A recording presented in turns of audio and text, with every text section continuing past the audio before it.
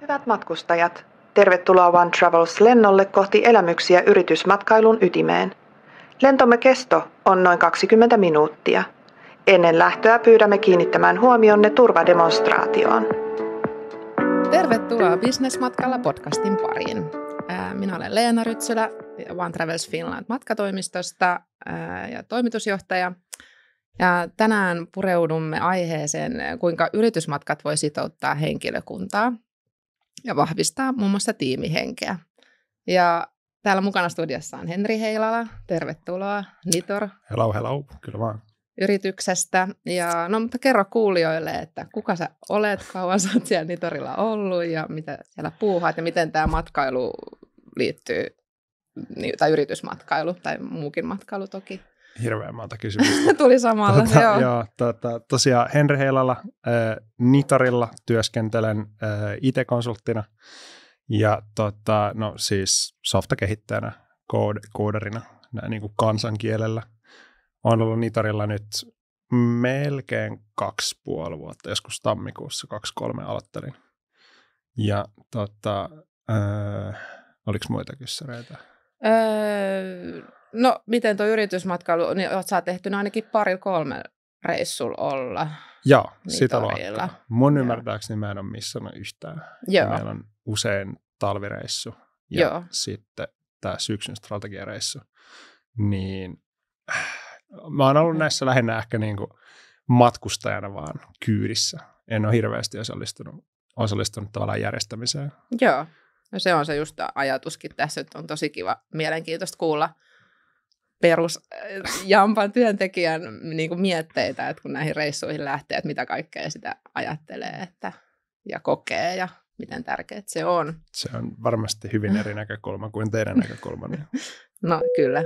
No niin, joo, eli nämä yritysmatkat ehkä yleensä mielletään liikematkoiksi, bisnesmatkoiksi, siis jotain tällaisia yhteistyökumppanireissuja, messumatkoja, ehkä vähän ankeiksi reissuiksi, mutta on tosiaan tällaisia kannustematkoja, palkintomatkoja. Liikematkasta tulee tosi jotenkin ysärin vibat. Kyllä, joo, että ollaan ehkä vähän siitä eriydytty muun tyyppiseen. Mutta miten sä koet, no sä oot ollut nyt 2 vuotta Nitorilla, että miten tämmöiset matkat, kuinka tärkeänä sä pidät esimerkiksi näitä reissuja? Kyllähän se nyt ainakin omaan sitoutumiseen vaikuttaa, tai niin kuin, jos niitä ei olisi, niin se vaikuttaisi negatiivisesti. Tai niin kuin, se mun mielestä ainakin meidän niin kuin strategiamatkat syksyisin on tosi semmoinen, niin kuin, ei nyt silleen pyhä lehmä, mutta vähän silleen, niin kuin, tiedätkö, korkean tiedin tapahtuma, että sinne tulee jengiä, ketä ei välttämättä näe muuten ollenkaan. Meilläkin alkaa nyt ollaan kasvettu aika paljon tässä viime vuosina, viime aikoina, onko meitä nyt joku 250-ish, niin en mä tule näkemään niitä kaikkia koskaan niin kuin esimerkiksi toimistolla tai asiakkuudessa.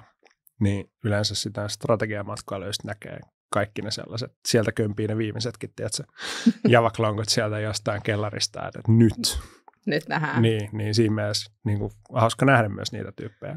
Jep, niin teillähän on se teidän toiminta, tai toimisto semmoinen, että kokoonnutte siellä, mutta kaikki ei edes tule viikoittainkaan toimistolle, että te ette näe välttämättä. Joo, ja sitten toki niin kuin kuukausikokoukset on myös tämmöinen yleensä joka kuun viimeinen perjantai, milloin kanssa näkee jengiä, mutta se toimisto on myös niin kuin rajallinen tila loppujen lopuksi.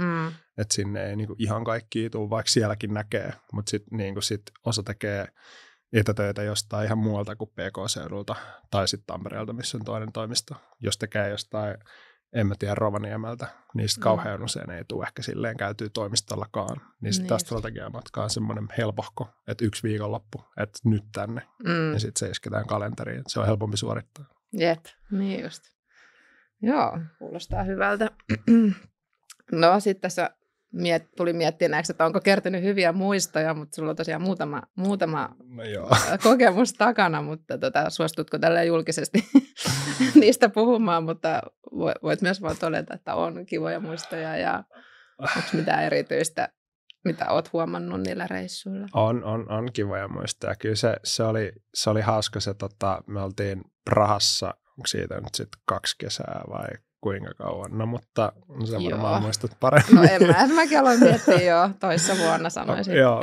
Muistaakseni toissa vuonna Prahassa ohjelmassa oli tämmöinen niin kuin pyöräilyretki.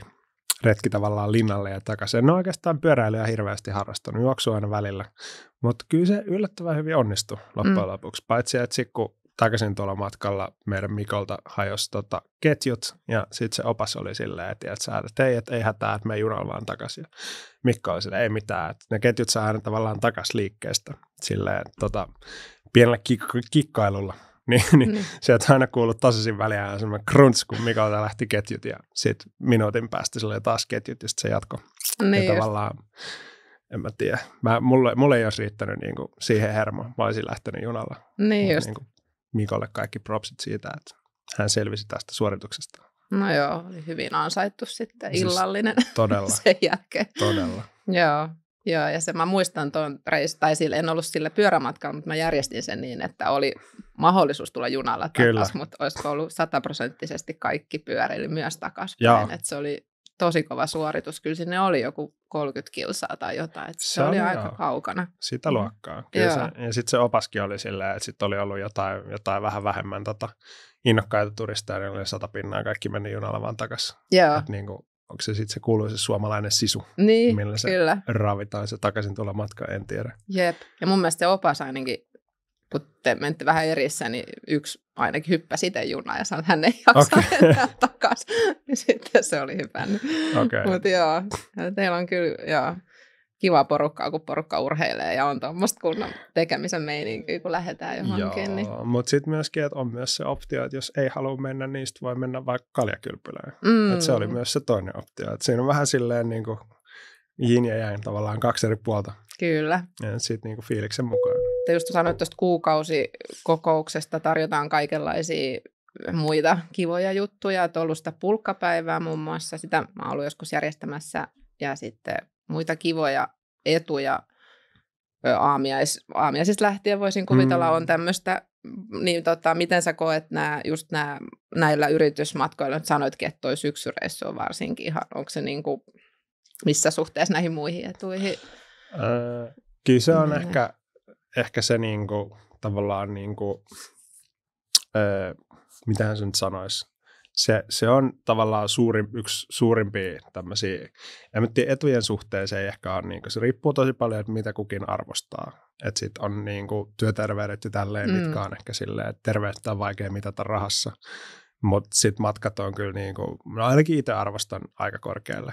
Että kauhean moni työnantaja ei mun ymmärrykseni mukaan tarjoa ehkä samanlaisia. Toki oma otantani on rajallinen, että siinä mielessä, ja sitten mitä kavereilta kuulee, niin on niitä muitakin, ketkä tarjoaa tämän tyylisiä työmatkoja, mutta ei ehkä ihan niin montaa. Mutta kyllä se niinku, itse reittaa on aika korkealle.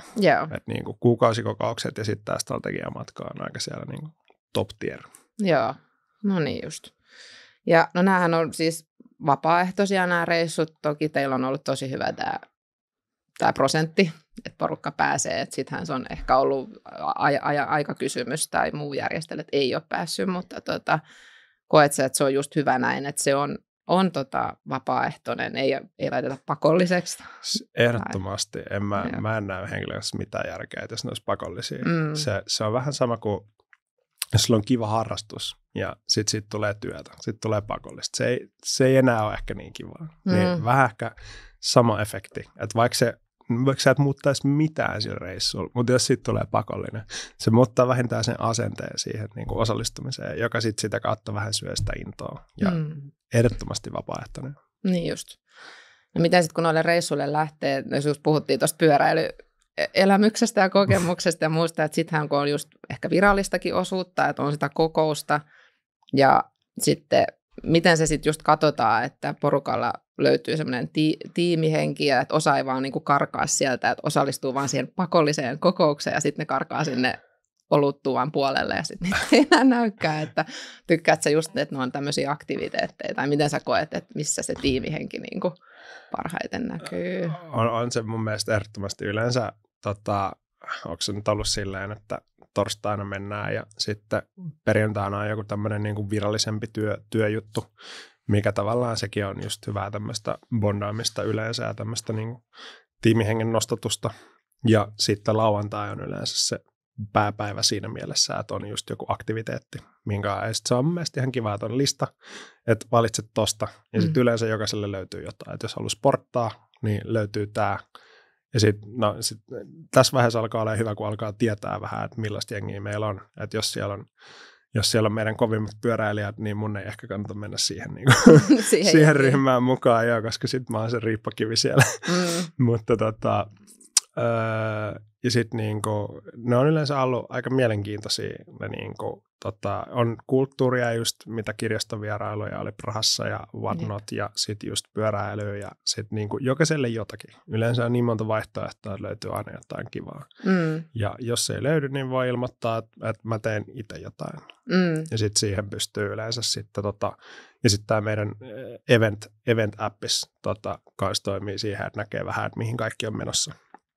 Ja sitten jos sä näet, että okei, hei, näillä on kanssa oma ohjelma, sitten voit kysyä Slackista tai missä ikinä, hei, että mitä sä meinaat tehdä, että tehdäänkö jotain yhdessä. Niin just, että tavallaan toikin on jo tiimiytymistä, niin. Että nyt näistä ei osunut oikein mikään, mutta sitten tonkaan voisi lähteä. Niin. Sitten syntyykin semmoinen oma tiimi. Ja sitten ne saattaa keksiä jotain niin kivaa, että kaikki muut on kateellisia.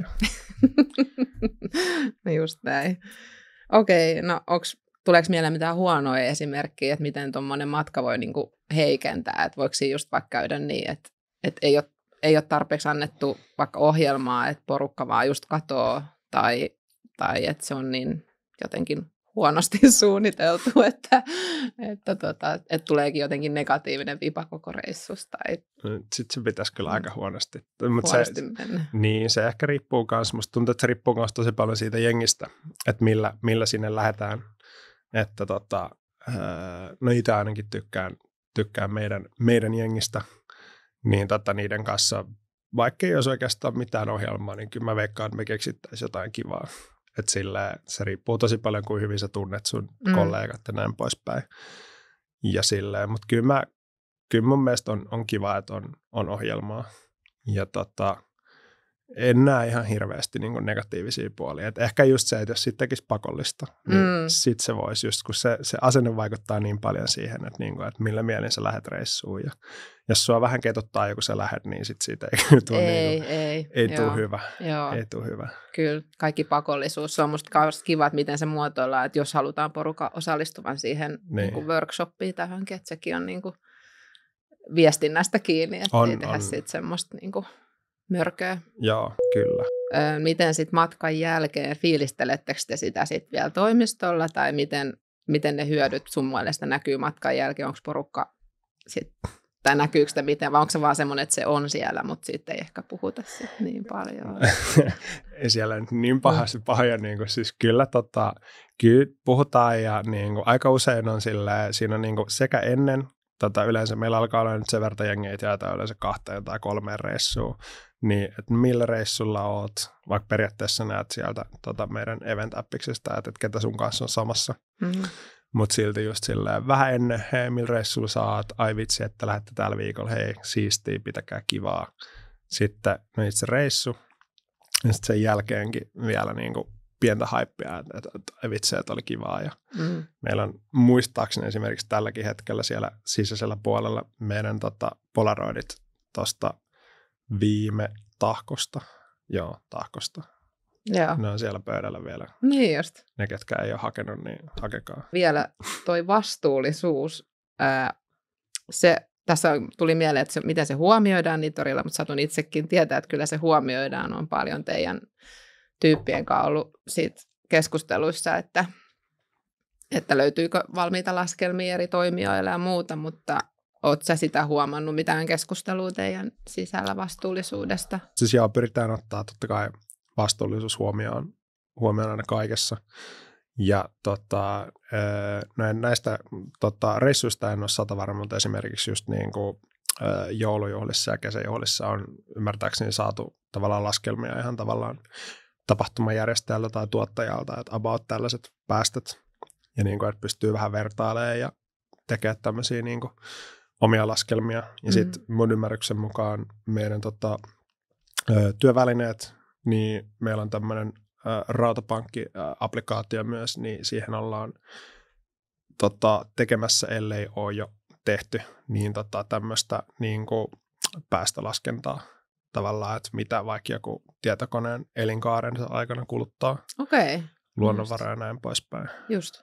En ole ihan varma, missä vaiheessa kehitys menee. Mutta... Niin. No, mutta kuitenkin, että olette sille ajan hermolla ja oikeasti katsotte sitä kulutusta. Joo, ja kyllähän sitten siinä on toki aina se näkökulma tavallaan, että joo, pitää minimoida päästöjä, olla vastuullinen, mutta sitten siinä on myös tavallaan se yhteisöllisyys, että niiden kanssa pitää, ei ole kumpikaan suoraan ehkä absoluuttisesti toista pois, mutta niiden kanssa pitää vähän tasapainotella. Silleen, että jos me mietittäisiin pelkästään päästöjen kannalta, niin eihän me lähdettäisi mihinkään reissuun. Yeah. Ja sitten tavallaan se yhteisöllisyyden voima kuitenkin ja ne hyödyt on myöskin ihan konkreettisia. Niin sitä pitää vähän silleen tasapainotella. Niinpä, joo. Ja mä oon tykännyt teidän kotimaan reissuissa ainakin Rukan ja Tahkon näistä, että on ollut, no Tahkon menee suoraan junalla ja Rukan tilanteissa on myös ollut, että saa vähän valita, että tuleeko junalla. Että jos on ihmisiä, ketkä ei oikeasti halua lentää, niin se on ollut musta kiva, että on pystytty teidän puolesta niin tarjoa sekin vaihtisi. Joo, ehdottomasti. Ne, ketkä ei halua lentää, niin pääsee junalla. Niin, pääsee osallistumaan näihin reissuihin. Niin joo, ei jätetä sitten. Se on kyllä kiva. Joo. Okei, no mutta tehdään tämmöinen mielikuvaharjoitus.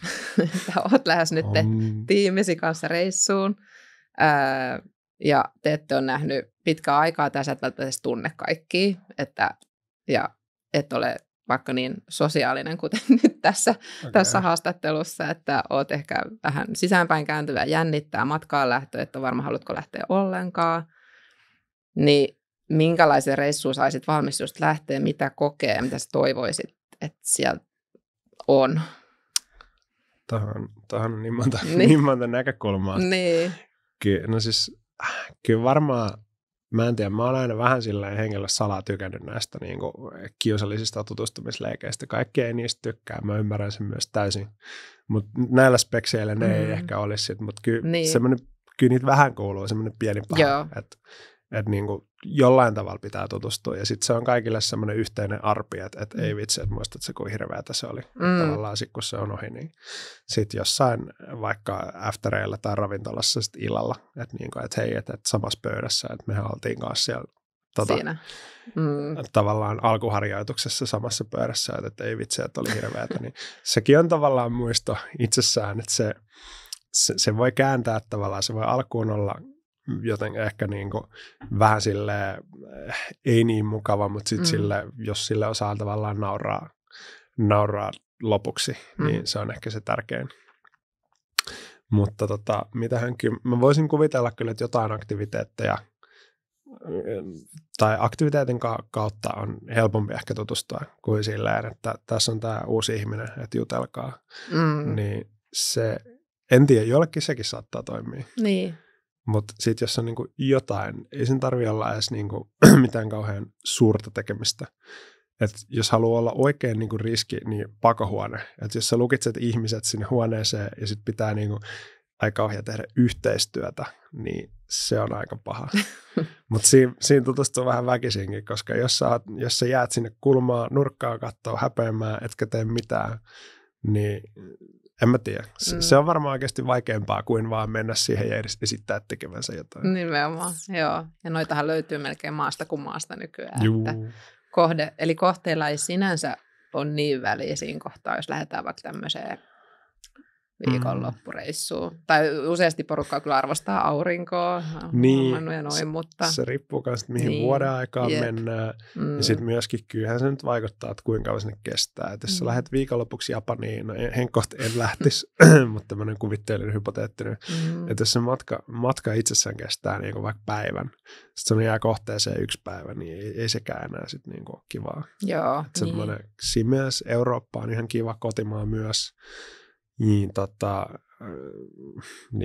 Enemmän, no siis vähän ehkä klisee, mutta enemmän se seura kuin se kohde, ainakin niin kuin itselle. Joo, niin ja miten tämmöiset ruokailut, arvostat sä, että porukalla syödään vai onko sillä miten iso? Mun mielestä se on kiva. Ja sitten kun yleensä tulee, ainakin näillä meidän reissuilla käytyy vähän semmoisissa mestoissa, missä ei tulisi ehkä itse käytyä, niin tulee nähtyä uusia mestoja ja sitten vaan olla silleen, hei, tää oli itse asiassa aika kiva, että jos joskus tulee takaisin, niin sit voi käydä kans uudestaan siellä. Tai sitten suositella kavereille, että hei, ajatellaan mennä tonne. No ei, tää oli hyvä mesta. Ja sitten vaikka parhaassa tapauksessa näyttää pari kuvaa, että about täältä näytti. Niin just, joo. Semmoinen tutkimusmatka. Joo, kuulostaa hyvältä. Ja tuossa tulikin kyllä hyviä pointteja nimenomaan jonkinnäköinen pelin kautta tai leikin kautta toi tutustuminen on kyllä totta, että jos et sä ikinä niin kuin nähnytkään ihmistä, niin se on hyvä ottaa itsellekin ylös. No niin, mutta tehdään tähän vielä sit siis lyhyt yhteenveto. Eli yritysmatkat, se on tosiaan pois ehkä jo sieltä ysäriviboista, ettei puhuta ehkä nämä vaan niin kuin liikematkoista, vaan on tämmöisiä joko tiimireissuja tai koko henkilöstöreissuja. Mielestäni pelkästään se sanamuunnos tai siis sananvaihdos liikematkasta yritysmatkaksi, se tuo jo sen niin kuin 20 vuotta eteenpäin ainakin. Jep, ollaan niin kuin 2020-luvulla. Niin. Joo. Ja just, että ainakin sun tapauksessa koet, että se niin kuin motivoi sua ja sitouttaa ja se on niin kuin sulle siellä aika top kärjen, top 5 tai tämmöisessä. Joo. Ja just se yhteinen tekeminen, että kohteella ei niinkään väliä, että kunhan se on suht lyhyen matkan päästä, että ei just lähdetä ehkä jenkkeihin tai Japaniin. No, riippuen toki, jos siellä ollaan 2 viikkoa, niin sure, mutta tavallaan suhteessa siihen niin kuin koko aikaan, niin matkustusaika mielellään ei kauhean iso. Niin, jep, joo. Eli pienillä asioilla voi just olla suuri merkitys, on se sitten pyörän ketjut, mitkä ei pysy pyörässä, niin sitten se jää, niin kuin, että ei tarvitse niin kuin olla mitään. Mä en tiedä, muisteleeko Mikko tätä yhtä niin kuin rakkaudella. Niin rakkaudella, mutta ainakin siitä jäi muisto. No sanotaan näin, että toisille parempia ja toisille sitten ehkä huonompia, en tiedä. No niin, Mikolle terveisiä. Joo, mutta no, kiitos paljon Henri. Kiva, kun pääsit käymään. On ollut kyllä mielenkiintoista kuulla suoraan työntekijän näkemyksiä aiheesta, että kyllähän meillä aina palautetta tulee, mutta kiva jutella, miten sä oot nämä kokenut. Meillä on vielä tähän loppuun 3 kysymystä, mitä me kysytään niin kuin kaikilta, mihin voi vastata ihan lyhyesti. Että jos pitää valita, kaupunkiloma vai rantaloma? Aina kaupunkiloma. Aina. No mitäs sitten uima-allas vai meri? Ai vitsi. Kyllä se varmaan meri, vaikka yleensä se riippuu ehkä tilanteesta. Enemmän se on meri kuin uima-allas. Okei. Eli kaupunkiloma meren äärellä. Joo, se merenrantakaupunki olisi aika kova. Siinä olisi molemmat. Mitäs sitten ikkuna vai käytävä paikka? Mä en oikeastaan tiedä, voiko tässä voittaa kuin pitkillä jaloilla, mutta siis kyllä se varmaan käytävä paikka enemmän. Niin. Sitten jos pitää päästä vessaan, niin se on. Koska mä en oikeastaan ehkä niin hirveästi kostu siitä ikkunapaikasta. Että joo, että kiva sinne on katsoa, mutta sillä jos on ihan pakko, niin mä näen kyllä muutenkin. Niin, sä oot niin pitkä. Joo, sä varmaan tykkäät niistä exit-paikan. Joo, exit-paikat on kyllä joo. Kyllä, kiitos. Mutta niistä pitää maksaa aina ekstraa mun mielestä, jos vaihtaa tavallaan jälkikäteen. Tai joo, se on. Jos sua ei arvota siihen paikalle. Niin. Jep, joo, se on plussaa. Kyllä, mutta kiitos Henri. Kiitos Leena. Ja jos tykkäsit tästä jaksosta, muista tilata meidän kanava ja jakaa jaksoa eteenpäin.